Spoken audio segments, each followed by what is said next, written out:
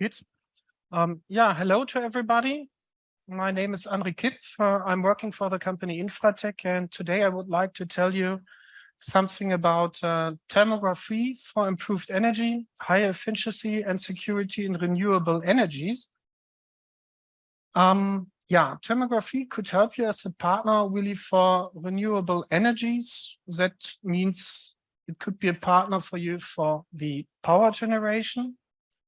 It could be a partner for you for the power distribution and also for the power storage. And therefore, I have some examples where we successfully uses our infrared thermography cameras in different parts of solutions.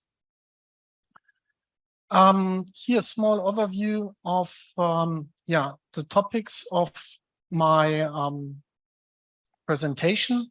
First, I would like to tell you something about InfraTec at a glance. Who is InfraTec? What are we doing? Then I would like to show you some monitoring solutions where we successfully use our infrared cameras to reduce waste and energy. And also InfraTec testing methods and solutions where we not just use a standard infrared camera, where we also use special algorithms and so on to have better results for your measuring tasks. So who's InfraTec? InfraTec is a company founded 1991 from two doctors of the University of Dresden. They are still, the company is still privately owned. We are based on the Technologie Center of Dresden. And we are over 240 people strong. What is our mission? Mission is being a specialist in the infrared technologies and offer the best service, the best solution to the customers. And therefore, we have two business units. One unit is the sensor division, and the second one is the infrared measurement division. Let's have a short view on the sensor division. We produce directly in Dresden single and multi-channel pyroelectric detectors. Therefore, we have over 1,500 square meters clean room condition. And we have a modular concept with different 50 standard detectors that give us possibilities to optimize the best solution for the customers. And where such type of detectors are used, for example, in the medical area, for the breathing machines, for example, during Corona. We sold a lot of detectors in the medical part, but also, for example, for the analyzing of flames, it could be used to measure temperatures. Therefore, big industries are using such solutions. But let's come to the measurement divisions we are talking today about. This is the measurement divisions who produce the thermographic infrared cameras. And therefore we have different types of cameras. Most of them are really used in the research and development and non-destruction testing. But we also have turnkey solutions I would like to show you later for press monitoring and process monitoring and automatic fire detection. Important for us is also the training, the service, and also the software we directly develop in Dresden. So we are over 240 people strong, working in different areas you see here. And we have the technology to support for your project. That means we also have not just the production of the infrared cameras, we also have a calibration lab that the infrared camera system really could measure temperatures with an accuracy of up to 1 Kelvin. We have our own optic lab, and we also have active thermography lab where we work together with customers to find solutions with active thermography or the heat flow thermography to detect failures in non-destruction testing. Which type of cameras does we have? We have cameras for different measuring tasks, or we offer cameras for different measuring tasks. That means one area is a research and development area. The other is the process and quality assurance or the monitoring solutions. These cameras are working in different wavelengths where infrared thermography or cameras are used in shortwave, midwave, or long wave areas. And then depending on the speed you would like to have or the lens you would like to have, you could choose your own camera. The camera we directly built in Dresden is the Image IR series. It's a modular base camera with different types of infrared detectors. This camera could have a very high thermal sensitivity of up to 13 millikelvin. It could be very fast in subframe mode, up to 105,000 pictures per second. Or if you also need a very high resolution system with 1920 by 1536 infrared pixels. This camera, depending on the detector, could work in different wavelengths. And if your measuring tasks needed, you could also work with radiometric zoom lenses. Here's a small overview of the stationary systems we have. We have on the one side the cool detector I explained to you before, the Image IR series with a very high resolution, but we also have, we called it microbolometer cameras. These are the uncooled cameras, the VarioCam high definition with a native resolution of 1024 by 768. So I showed to you our overview of the infrared cameras. But what is also important is to have a good infrared software.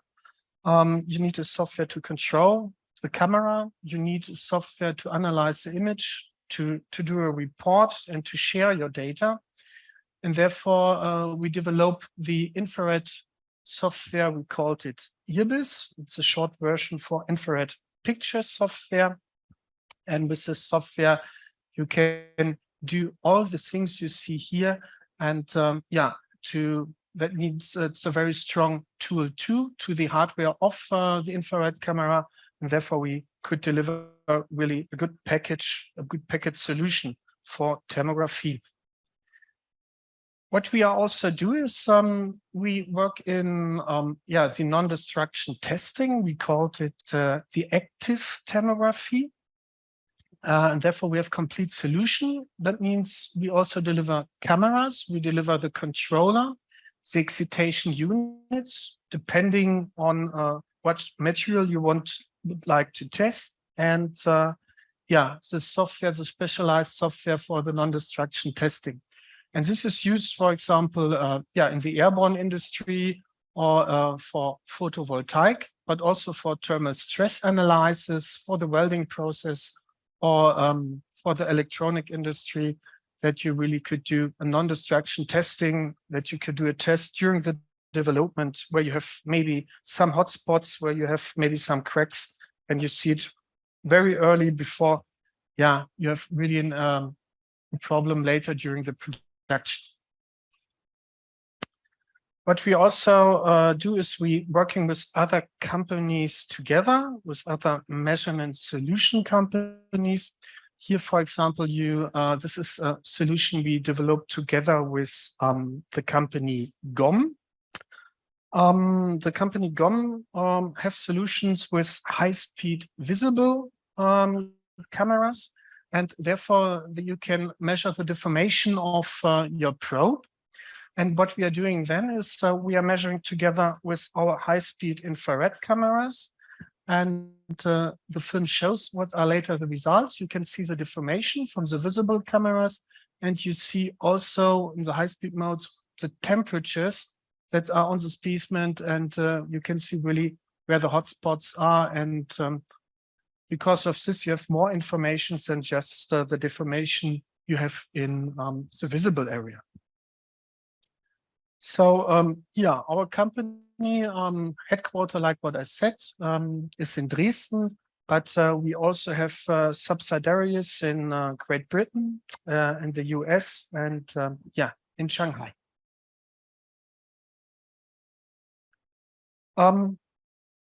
After sales is also a very important thing in our house. That means we don't want to just to sell a camera to the customer. We want to work later with them.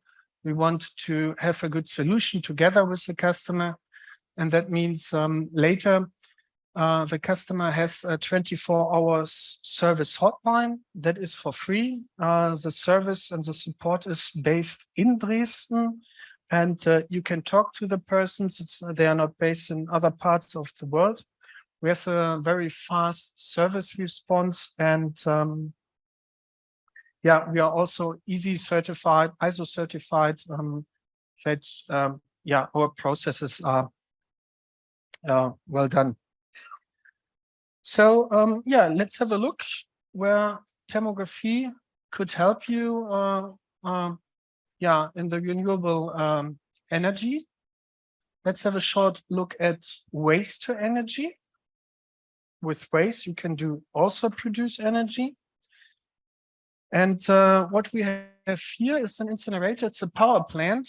And the funny thing is the power plant is directly in the center of Copenhagen in Denmark.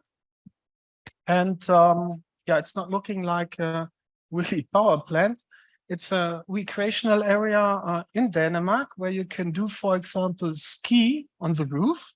Yeah, that's used, and there are other things built next to it. They're using very good filters, so the air is very clean. The pollution is very clean. And how it could looks like inside the hole, inside the bunker.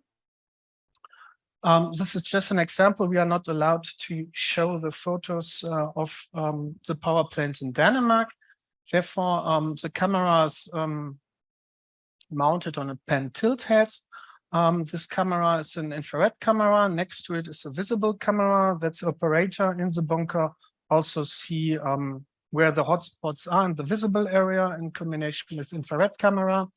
And then the pen tilt head with the camera is automatically moving to the regions of interest inside the bunker, and you automatically get the information you would like to have. Do you have an alarm temperature, a warm temperature?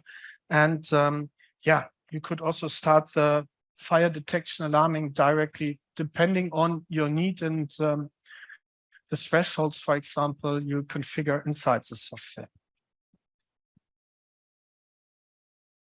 And here's more how it looks like if we, for example, merge an infrared image with a visible image. You see here, for example, a flame where its hotspot is. This is an interval function that you only see temperatures over like 100 degrees. These are in the infrared area. The rest is visible. And therefore, the operator can really see where are the hotspots and can react really fast. So which types of cameras are used in this waste to energy area? These are cameras, most of the time long wave cameras. These cameras are the cheapest cameras that can solve your problem with different types of infrared detectors. And if you want, you can then combine the infrared camera with the visible infrared camera in a protective housing and connect this then into a pen tilt head. Yeah, then this was the power generation. One example for it. Let's have a look at the batteries. There are a lot of challenges if you are, or if you want to monitor batteries, because the whole, most of the time, you have very large areas with limited visibility. The hotspot you have sometimes is not on the surface of the battery, it's inside the battery, and therefore you need a heat flow inside that battery, and the heat flow needs to come on the surface. And this is the reason why you need a very high thermal sensitivity, for example, with the detector. And yeah, you have a complex fire extinguishing solutions. That means customized interplay with other hardware, and you need this with a wide range of interfaces. And how could, yeah, the solution could looks like for the software surface. That means the software shows you the status, everything is so fine. Then you have an overview of your log events, of your logs and events. You have the view of every infrared camera, for example. You have here, you have an overview of the camera status, of the output you have there. And you can also define your own thresholds. That means warning temperature or the alarm temperature. And we have here our temperature time chart that you see what happens in every image. And here you see also the sectors that you are looking, and then you could see where you have your problem, and the operator can react. Batteries are one thing. Also is the power renewable used for infrared camera in the grid. Standard grid, standard maintenance, everybody knows, but where you can also use it is in the airborne industry. Therefore, you put, for example, a high-speed camera and a standard camera in a gimbal, and then you flow over the lines, and you see here where the hotspots are. And this in combination with a lot of or two different types of infrared cameras, it is possible for the helicopter to fly high speed. You can see really very fast the hotspots, and with a long wave camera, then it's possible, for example, to measure very high accuracy temperature, and therefore you have a very good monitoring of the overheat lines. You can also position, for example, the gimbal or the pentad head on the ground and use them for the substation monitoring, nearly the same as in the air. And then you can measure every region of interest you want to measure. What is important there, if you have long distances, is to have a detector with a high resolution, or you use telescope lenses. Because if you don't have enough measuring pixels on your hotspot, so you're using a detector with very low resolution, or you're using the wrong infrared lens, the hotspot radiation is not measured by one infrared pixel. So it's measured by, let's say, half the size of an infrared pixels. And that means you're measuring the temperature of the hotspots and also from the environment. And that means you're measuring the wrong temperature. And here, what happens, or how fast it could happen, you see here the image from a cabinet with a resolution of 160 by 120. And the temperature we are interested in is this area. We are measuring 61 degrees. And if you have a higher resolution camera, you have more pixels information for this area. You're really measuring the correct temperature.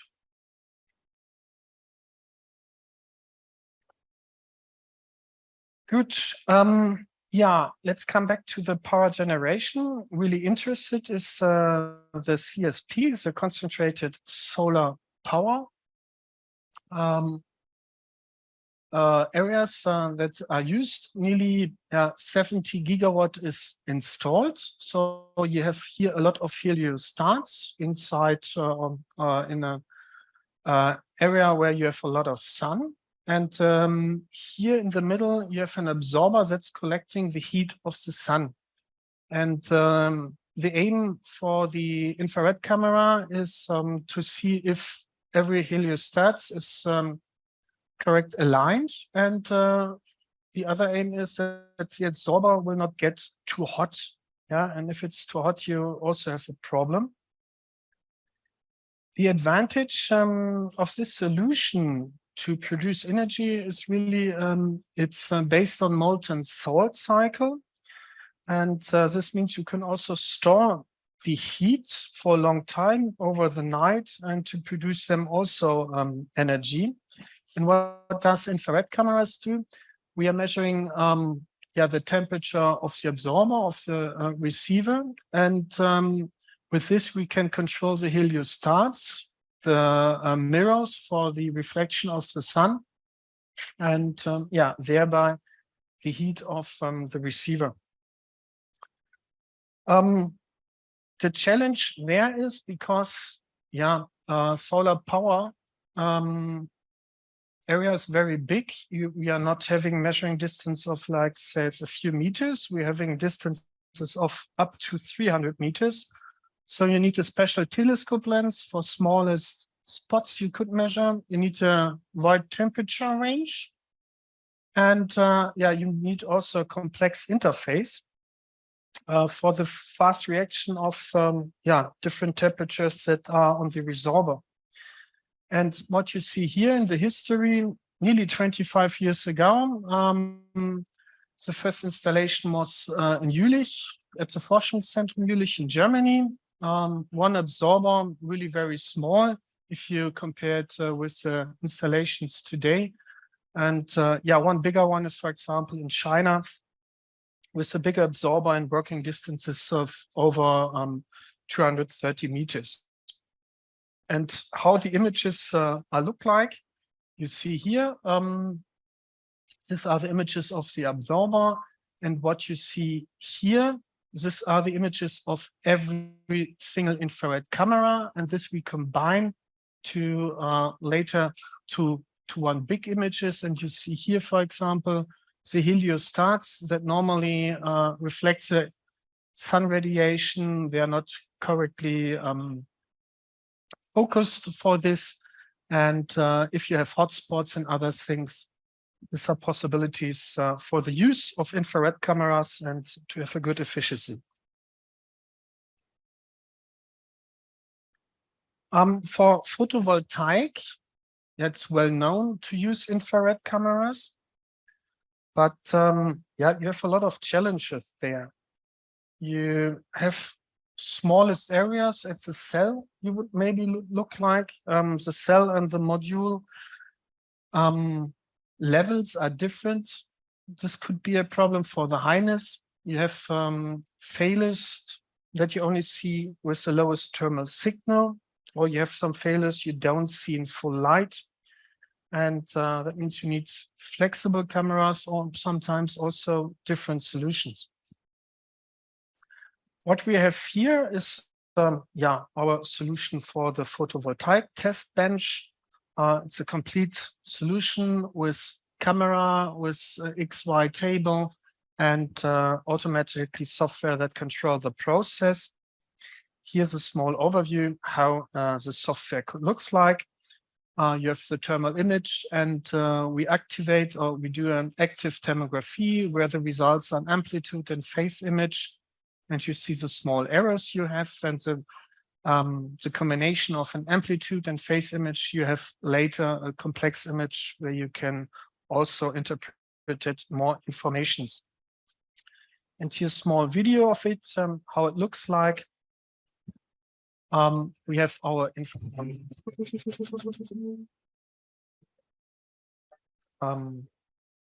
table, and yeah, this motorized table automatically turns to the position it needs. The camera could work vertical or smooth vertical that you've.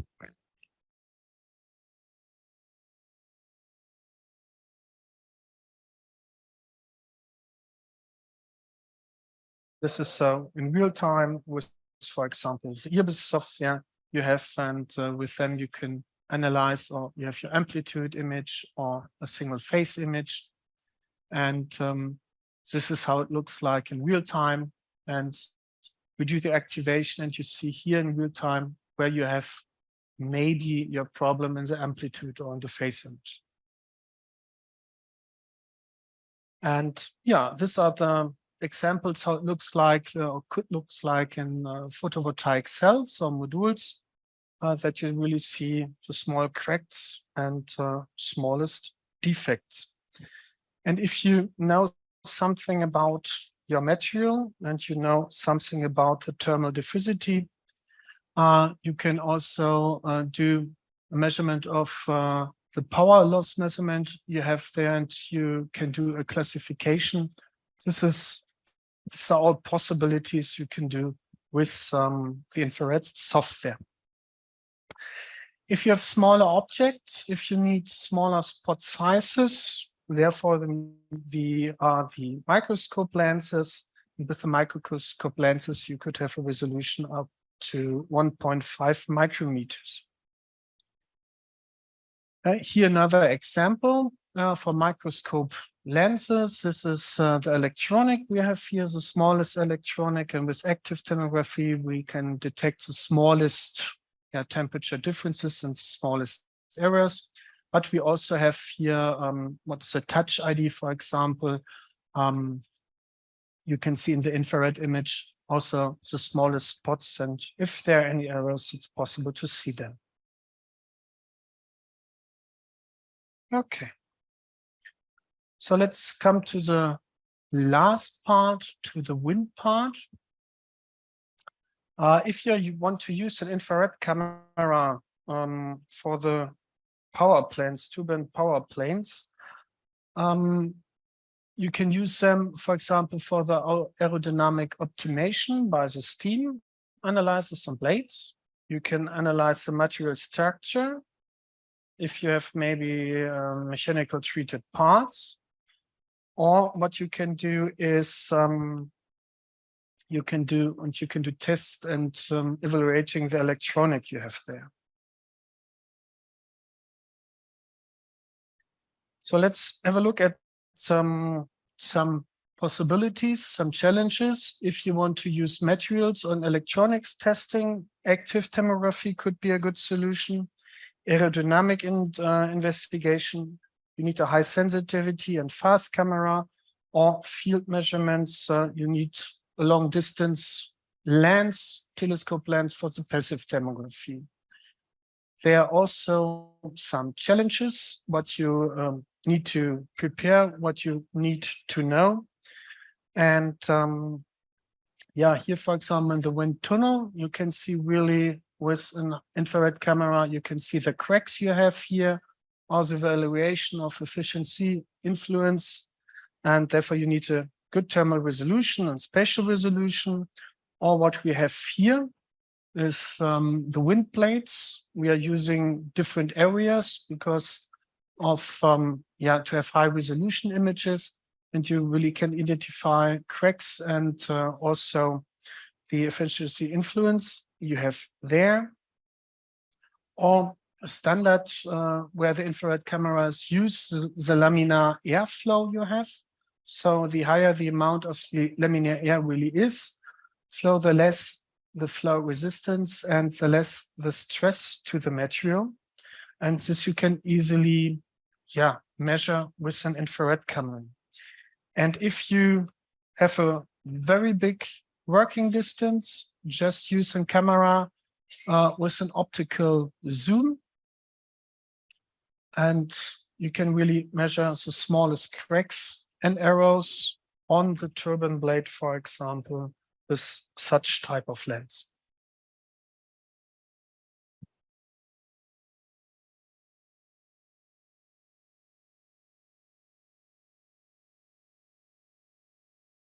Good.